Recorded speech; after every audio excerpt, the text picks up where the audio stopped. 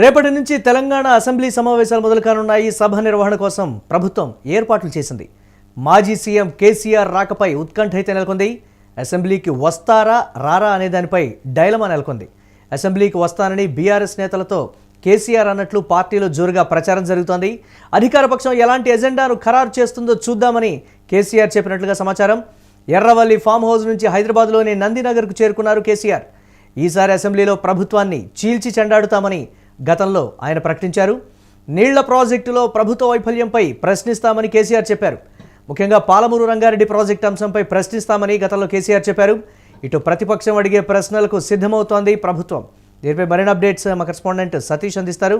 సతీష్, కేసీఆర్ రేపు వస్తారా రారా అనేటువంటిది ఒక అంశం అయితే, ఒకవేళ వస్తే ఆయన ఎలాంటి ప్రశ్నలు అడుగుతారు, దానికి సంబంధించి అధికార పార్టీ ఎలాంటి సమాధానాలు సిద్ధం చేస్తోంది అనేది కూడా ఒకంత ఉత్కంఠ నెలకొన్నటువంటి పరిస్థితి. ఏ విధంగా ఉండబోతోంది రేపు? దీనికి సంబంధించి బీఆర్ఎస్ నేతలు ఏం చెప్తున్నారు? ముఖ్యంగా కేసీఆర్ ఎప్పుడెప్పుడు అసెంబ్లీకి వస్తారని కూడా అటు ప్రతిపక్షమైనటువంటి బీఆర్ఎస్ పార్టీలో ముఖ్యంగా గతంలో హరీష్ రావు, కేటీఆర్ ఎదుర్కొన్నారు. సో అసెంబ్లీలో కేసీఆర్ అడుగు పెడితే, కేసీఆర్ మాట్లాడితే ఎలా ఉంటుంది చూడాలని చెప్పేసి అటు కాంగ్రెస్, అటు బీజేపీ, అటు తెలంగాణ ప్రజలు, రాజకీయ వర్గాల్లో పెద్ద ఎత్తున చర్చనీయాంశమైంది. కానీ ఇప్పటికే మరి కేసీఆర్ వస్తారు అనే సంకేతం అయితే అందుతా ఉంది. కానీ ప్రజెంట్ ఇప్పుడే ఆయన గత కొద్ది సమయం క్రితమే నందినగర్ లోని ఆయన సొంత నివాసానికి ఆయన ఎర్రవల్లి నుంచి నందినగర్కి వచ్చారు. సో కార్యకర్తలు, నాయకులతో అందరితో కలిసి చర్చిస్తున్నారు. ప్రస్తుతం అయితే అక్కడ మొత్తం నందినగర్ లో అయితే మొత్తం కోలాహలంగా ఉంది. రేపటి నుంచి స్టార్ట్ అయ్యే అసెంబ్లీ శీతాకాల సమావేశాలు పెద్ద ఎత్తున చర్చనీయాంశంగా మారే అవకాశం ఉంది. కేసీఆర్ మరి వెళ్తారా వెళ్ళరా అనేది ఒక చర్చనీయాంశం కాదు. ఇప్పటికైతే బీఆర్ఎస్ పార్టీ నుంచి ఎలాంటి అఫీషియల్ అనౌన్స్మెంట్ రానప్పటికీ కేసీఆర్ వస్తారు అనేది అయితే చెప్తున్న పరిస్థితులు అయితే కనబడతా ఉన్నాయి. ముఖ్యంగా కేసీఆర్ వస్తే ఏమేం మాట్లాడతారు, ఏ విషయాలపైన మాట్లాడతారు అనేది కూడా పెద్ద చర్చనీయాంశం అయింది. ముఖ్యంగా కేసీఆర్ గతంలో చెప్పినట్టే ఏదైతే గోదావరి, కృష్ణా నదీ జలాల గురించి, వాటి రక్షణ హక్కులు, అంటే గతంలో ఆంధ్రప్రదేశ్ అలాగే తెలంగాణ మధ్య ఎంత వాటా ఉంది, సో ఎన్ని టీఎంసీలు బీఆర్ఎస్ ప్రభుత్వం ఇచ్చింది, ఇప్పుడున్న కాంగ్రెస్ ప్రభుత్వం ఎన్ని తీసుకుంది, ఎన్ని వినియోగించింది, దాని రక్షణకు ఉన్నటువంటి మొత్తం కూడా చర్చించే అవకాశం ఉంది. దాదాపు దాంతో పాటు పాలమూరు రంగారెడ్డి ఎత్తిపోతల పథకానికి కూడా నీటి కేటాయింపులు తగ్గించారంటూ కూడా సో విమర్శలు చేసిన పరిస్థితి ఉంది. ఏదైతే ఈ డిపిఆర్ సంబంధించి కూడా ఏదైతే 2023 ఆగస్టులో వెనక్కి వచ్చింది డిపిఆర్, అప్పటి నుంచి కాంగ్రెస్ ప్రభుత్వం మరి ఇప్పటి వరకు దాదాపు కాంగ్రెస్ ప్రభుత్వం వచ్చి కూడా 2 సంవత్సరాలు అవుతుంది. ఈ 2 సంవత్సరాల్లో డిపిఆర్ ను ఎందుకు బీజేపీ అధిష్టానానికి కానీ అటు కేంద్ర ప్రభుత్వానికి పంపలేదు అన్నట్టు కూడా చెప్తాము. ఇటు బీజేపీ వర్షన్ లో కూడా మాకు డిపిఆర్ రాలేదు, ఒకవేళ డిపిఆర్ వచ్చి ఉంటే మేము పాలమూరు రంగారెడ్డికి ప్రత్యేక హోదా ఇచ్చేవాళ్ళం అంటూ కూడా వాళ్ళ ఎంపీలు, వాళ్ళ ఎమ్మెల్యేలు మొత్తం కూడా చెప్తా ఉన్న పరిస్థితి ఉంది. ఈ రోజు కూడా ఆలేటి మహేశ్వర్ రెడ్డి చెప్పిన పరిస్థితి ఉంది. సో ఈ నేపథ్యంలోనే దాని గురించి కూడా పెద్ద ఎత్తున చర్చనీయాంశం మారనుంది. సో ముఖ్యంగా కృష్ణా నది, కృష్ణా గోదావరి గురించి, అలాగే పాలమూరు రంగారెడ్డి గురించి మాట్లాడే పరిస్థితి ఉంటుంది. కేసీఆర్ వస్తే కేసీఆర్ అడిగే ప్రశ్నలకు ఎలాంటి సమాధానాలు చెప్తారు, సో రేవంత్ రెడ్డి రియాక్షన్ ఎలా ఉండబోతుంది, అక్కడ కాంగ్రెస్ సంబంధించిన మంత్రుల రియాక్షన్ ఎలా ఉండబోతుంది, కేసీఆర్ దానికి మంత్రులు అలాగే రేవంత్ రెడ్డి మాట్లాడే విషయాల పట్ల కేసీఆర్ ఎలా రియాక్ట్ కాబోతున్నారు అనేది పెద్ద చర్చనీయాంశమైంది. దాని గురించి కూడా పెద్ద ఎత్తున అందరూ ఎదురు చూస్తున్న పరిస్థితులు అయితే కనబడతా ఉన్నాయి.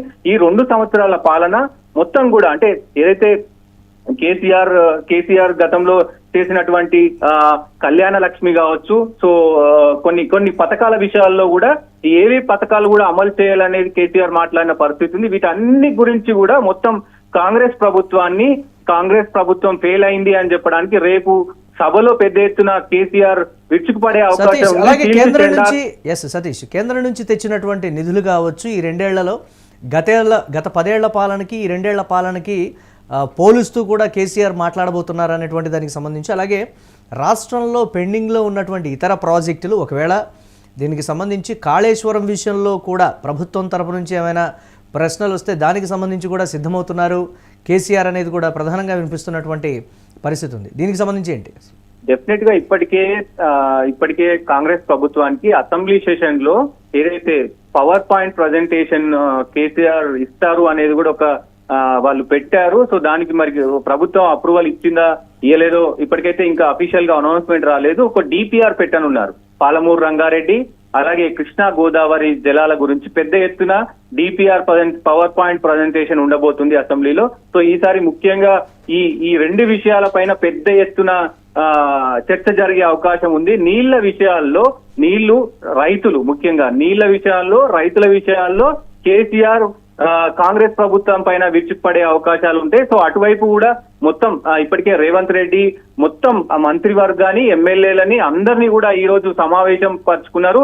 మొత్తం అన్ని విషయాల్లో ఏదైతే పాలమూరు రంగారెడ్డి కావచ్చు అలాగే కృష్ణా గోదావరి జలాల గురించి కావచ్చు మొత్తం కూడా ఫుల్ డీటెయిల్స్ తో ఈ రోజు మీటింగ్ పెట్టుకున్నారు. అంతా కూడా అంటే కేసీఆర్ వచ్చేసరికి కేసీఆర్ ఏం అడిగినా అందరూ సమాధానం చెప్పేటట్టు ప్రిపేర్ అయ్యి వస్తా ఉన్నారు అనేది కూడా తెలుస్తా ఉంది. ఒకవైపు అంటే మొత్తం కూడా చర్చనీయాంశంగా మారింది. సో బీజేపీ నుంచి ఎన్ని ఫండ్స్ వచ్చాయి, అటు బీజేపీ ఇటు కాంగ్రెస్ రెండు పార్టీలు తెలంగాణని మోసం చేశాయి. తెలంగాణకు సంబంధించి తెలంగాణ ప్రయోజనాల కోసం, తెలంగాణ హక్కుల కోసం, తెలంగాణ నీటి వాటా కోసం, తెలంగాణ రైతుల కోసం ఈ రెండు పార్టీలు కాంగ్రెస్ పార్టీ అటు బీజేపీ పార్టీ రెండు పార్టీలు మెతకబారినాయి. సో తెలంగాణ కోసం ఒకే ఒక పార్టీ పనిచేస్తుంది, అది టీఆర్ఎస్ పార్టీ అంటూ కూడా ఆయన రేపు మాట్లాడే అవకాశం ఉంటది. పెద్ద ఎత్తున కేసీఆర్ తెలంగాణ గురించి గొంతు వినబడే అవకాశం ఉంటది అని కూడా చెప్పుకోవచ్చు. ముఖ్యంగా కేసీఆర్ రేపు ఎలా మాట్లాడబోతారు, ఏ